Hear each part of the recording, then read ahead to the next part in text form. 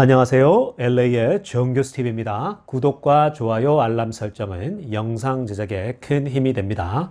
자, 오늘도 전 세계 어떤 민족보다 성실하고 똑똑한 한인 이민자들과 사랑하는 조국 대한민국의 모든 분들의 경제 독립과 금융 지식을 위해서 오늘 영상 만들었습니다. 자, 오늘은 테슬라의 점유율이 떨어지고 있나? 라는 주제와 또 사이버 트럭은 나의 스위트홈이라는 주제를 살펴보겠습니다.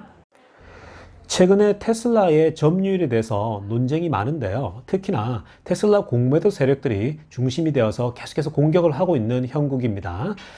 테슬라 공매도 세력의 대표적인 세력이 바로 고든 존슨인데요. 여러분들 보시고 계시는 이제 이 사람이거든요. 하도 공매도를 치다가 결국은 여러 회사에서 잘리는 그런 불행을 겪기도 했는데 여전히 테슬라의 가치는 100불이 안 된다. 65불이다. 뭐 75불이다. 이런 식으로 같이 절하합니다. 근데 이 공매도 세력들이 계속해서 공격하는 게 테슬라의 점유율이 떨어진다. 라고 하면서 경쟁력을 잃게 된다. 이런 얘기를 하는데요. 자, 그에 대해서 최근에 파이퍼 샌들러죠. 대표적인 테슬라 불리시한 그런 기관인데요. 이 파이퍼 샌들러의 금융기관에서 테슬라의 점유율에 대해서 정확하게 새롭게 분석을 내놓았습니다. 우리 한번 살펴보겠습니다. 자, 파이퍼 샌들러가 이렇게 얘기를 시작합니다. Quarter after quarter, year after year. 자, 여러분, 매 쿼터마다 또 매년마다 해가 바뀌고 또 쿼터가 바뀔 때마다 항상 나오는 얘기가 뭐냐면 테슬라의 market share가 has begun to decline. 자, 떨어지고 있다라는 거예요. 마켓 쉐어가 급속도로 떨어지고 있다라고 하는 보고가 이야기들이 계속 흘러나오는 거예요. 언론에서도 나오고 특별히 공매도 세력들이 계속 그런 얘기들을 얘기하고 있다라는 겁니다. 파이퍼 샌들러에 일하고 있는 많은 애널리스트들이요. 계속해서 매 쿼터마다 질문을 받고 있대요. 매 쿼터가 끝날 때마다 테슬라의 점유율이 확연히 떨어지고 있는 것이 보인다라고 하는 그런 질문들을 매 쿼터마다 받고 있는 겁니다. 자, 그러자 이 파이퍼 샌들러의 애널리스트가 이렇게 답을 하는 거예요. 뭐라고 하냐면 이 빨간색으로 제가 표시했죠. These concerns are off the mark. 정말 멋있는 말을 남기지 않습니까? 자, 이러한 걱정들, 근심들은 잘못됐다라는 거, off the mark, 잘못됐다라는 겁니다. 테슬라에 대해서 매 분기마다 점유율이 떨어지고 있다는 얘기가 들리게 되면 투자자들이 투자를 하지 않게 되잖아요. 그리고 자신들이 더 투자하고 싶은데도 점유율이 떨어지니까 테슬라 투자는 하지 말아야겠다. 자꾸만 그렇게 되니까 이 파이퍼 샌들러가 고객들에게 그런 얘기를 해주는 거죠. 그런 these concerns are off the mark. 제발 잘못된 정보니까 그런 정보를 듣지 마라. 이런 얘기를 하고 있는 거예요. 파이퍼 샌들러가 이런 테슬라의 마켓 쉐어에 있어서 그 핵심 쟁점은 딜리버리에 있다는 얘기를 합니다. 자, 먼저 살펴보면요. 사실 테슬라의 매니팩처 공장 자체는 미국과 중국에 있잖아요. 그 사실 중국 공장이 세워지기 전에는 미국 공장이 핵심이었고 여전히 미국 공장에서 가장 많은 생산을 하고 있잖아요. 자, 그런데 미국에서 제조되고 생산된 그런 수많은 자동차들이 결국은 선적을 하잖아요. 그죠? 딜리버리를 하지 않습니까? 그런데 빨간색으로 제가 표시했듯이 takes time to deliver the vehicle. 자동차를 딜리버리 하는 데는 시간이 든다라는 거예요. 시간이 소요된다라는 거예요. 자, 이런 부분에서 뭐가 만들어지냐면은 misperception이 생긴다라는 거예요. 좀 오해가 생긴다라는 거예요. 그 딜리버리 부분에 있어서. 그리고 negative coloring for Tesla success. 즉 테슬라가 계속 잘 되고 있는데 테슬라가 성공적으로 지금 딜리버리를 하고 있는데 그 딜리버리의 시간차 때문에 결국은 부정적인 자꾸 꼬리표들이 자꾸만 나오고 있다라고 얘기를 합니다. 자, 그래서 이 애널리스트들이 좀 더 디테일한 설명을 하는데요. 유럽과 같은 지역에는 테슬라의 공장이 없는 거예요. 자, 그러니까 미국에서 만들어진 자동차를 유럽으로 선적을 해서 딜리버리를 보내지 않습니까? 자, 그런데 이 자동차의 그 이제 숫자를 카운트할 때, 딜리버리 숫자를 카운트할 때, 뭐가 기준이 되냐면요. 그 shipyard, 즉 선적장에 그 유럽이라고 하는 지역의 선적장에 자동차가 도착했을 때에만 카운트가 된다라는 거예요. 그 야적장에 차가 내려야 그게 카운트가 된다라는 거예요. 자, 그래서 제가 보라색 부분은 그렇게 얘기를 했고요. 자, 그리고 파란색 부분을 보게 되면요. 그런데 유럽 항구에 도착하지 못한 많은 그 선적들, 즉 배 위에 있거나 도착하기 직전에 그 배 위에서 머물러 있는 그런 테슬라 자동차들은 항구에 도착하지 않았기 때문에 카운트가 되지 않는다라는 거예요. 아무리 미국에서 그 딜리버리 자동차 숫자가 떠난다 할지라도 미국에서는 카운트가 될지 몰라도 유럽에서는 카운트가 안 되는 거예요. 그러니까 테슬라의 딜리버리가 줄어들 수밖에 없다라고 얘기를 하는 겁니다. 그래서 이 미묘한 그 딜리버리의 그 어떤 현실적인 문제가 있다라는 거예요. 자, 그래서 빨간색 부분에 This is why investors study the company's market share on the 3-month basis. 자, 이게 무슨 말입니까? 결국 그래서 투자자들은 이 테슬라의 마켓 쉐어를 얘기할 때에 적어도 3개월 단위로 바라볼 필요가 있다는 거예요.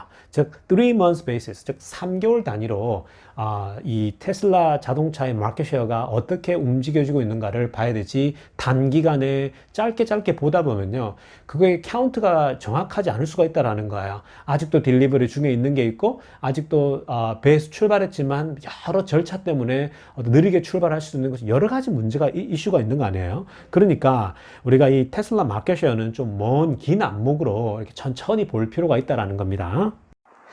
그래서 파이퍼 샌들러는요, 결국 이렇게 정리를 합니다. 자신들이 계속 이 테슬라의 딜리버리는 추적하고 있고, 마켓 쉐어도 항상 체크를 하고 있는데, overall vehicle market share, 테슬라의 overall market share, 테슬라의 전체적인 그런 마켓 쉐어는 여전히 상승하고 있다, 오르고 있다, rising 하고 있다라고 얘기를 합니다. 자, 이 얘기는요, 결국은 우리 돈나무 누나, 캐티 우드 누님의 얘기와 똑같지 않습니까? 캐티 우드도 최근에 인터뷰에서 테슬라의 점유율에 대해서 제가 또 다뤄드렸지 않습니까? 이전 영상에서 똑같은 얘기를 했어요. 테슬라의 마켓 쉐어 절대 주는 게 아니다. 전체적으로 보면은 성장하고 있고 미국 같은 경우는 80% 이상을 지금 차지하고 있지 않냐 얘기를 합니다. 그리고 경쟁자들이 투입되고 있는데 그 경쟁자들이 들어오는 만큼 EV 시장의 전체가 지금 파이가 커지고 있기 때문에 오히려 테슬라의 전체적인 점유율은 계속 상승하고 있는 것이 확인되고 있다라고 얘기를 해주고 있는 거예요.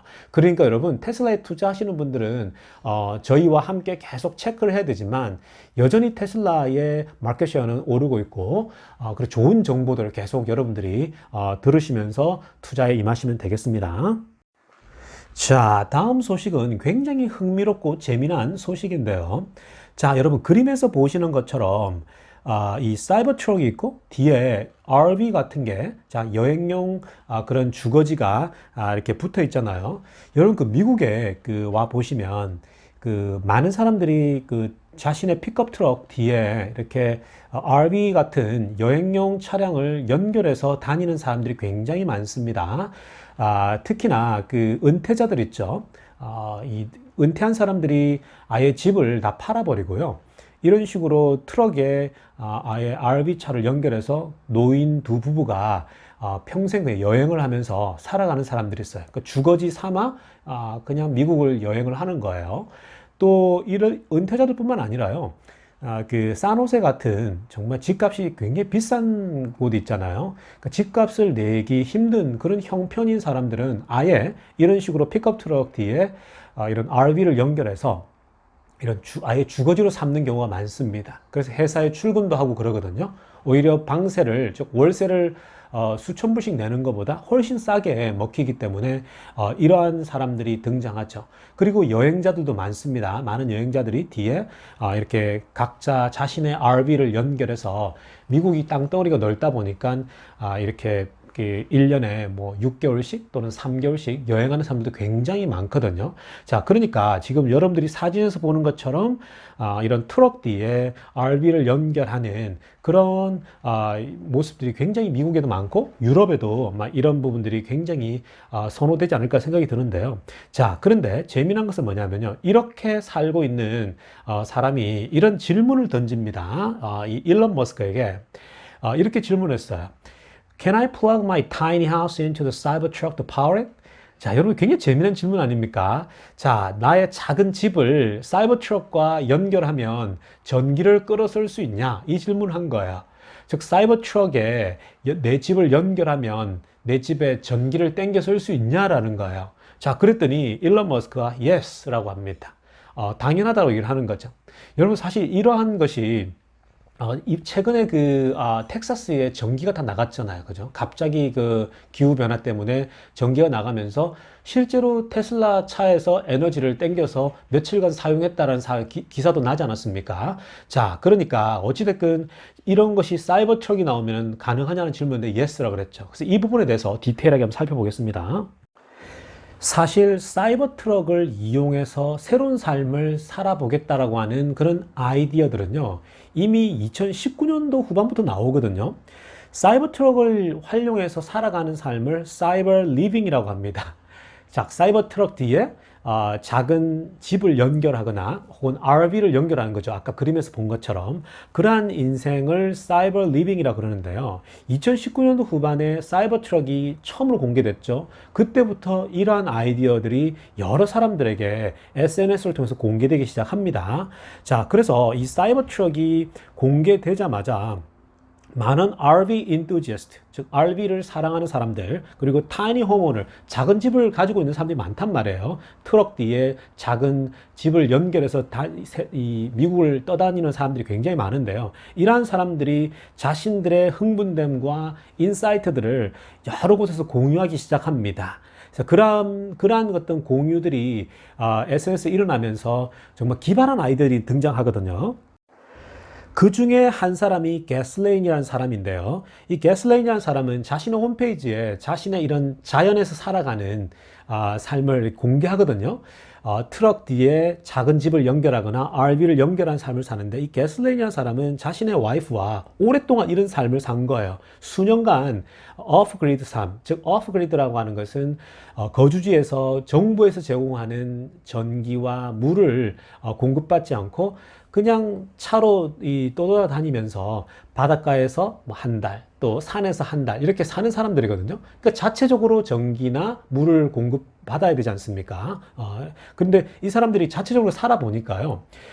파란색 부분에 아래쪽에 보면은 빨간색으로 제가 표시했는데 13.5kWh의 그 배터리가 있는데 두 개의 배터리가 있어요. 그러니까 13.5kWh의 파워 배터리 두 개를 사용하게 되면은 한 달 동안 자기 그 작은 집에다가 전기를 공급하고 모든 부분에 다 활용할 수 있더라는 거예요. 최대한 아끼기만 하면 13.5kWh의 배터리 두 개로 한 달 동안 버틴다라는 얘기를 하는 거예요. 그래서 이 게슬레인이라는 사람은요, 사이버 트럭이 나온다고 하니까 굉장히 흥분된 마음으로 미래를 한번 계산을 해본 거예요. 만약에 테슬라의 사이버 트럭이 나오게 되면 그 배터리 팩이 100kWh가 되거든요. 그 이상이라고 했는데 100kWh면은 아까 우리가 살폈듯이 이 사람이 13.5kWh짜리 두 개 배터리를 가지고 한 달 정도를 산다고 했단 말이에요. 두 부부가. 근데 100kWh면요, 두 부부가 바깥에서 정부가 제공하는 전기 공급 없이도 100일간은 살 수 있다라는 거예요. 무려 100일간은 바닷가에서 30일, 산에서 30일, 어느 곳에서든 100일간은 사이버 트럭만 있으면 전기를 공급받으면서 살 수 있다라는 겁니다. 얼마나 여러분 흥분되겠습니까?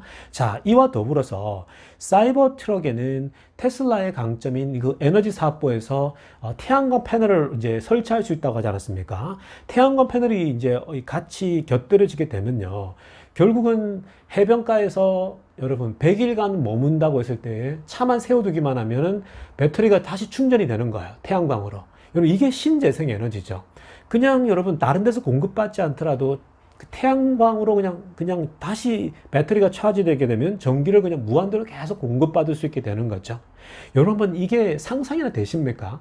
이 사이버 트럭이요, 나오기만 하면 어쩌면 새로운 게임 체인저가 되는 거예요.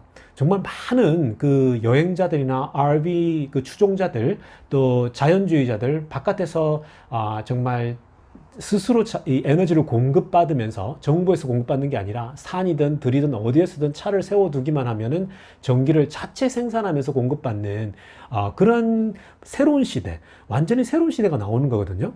그러니까 사이버 트럭이 정말 이 테슬라에게서는 아주 게임을 완전히 바꿀 수 있는 게임 체인저가 될 수 있다는 겁니다. 여러분들 즐거운 상상하시면서 주말 잘 보내시길 바라고요. LA의 정교수TV였습니다.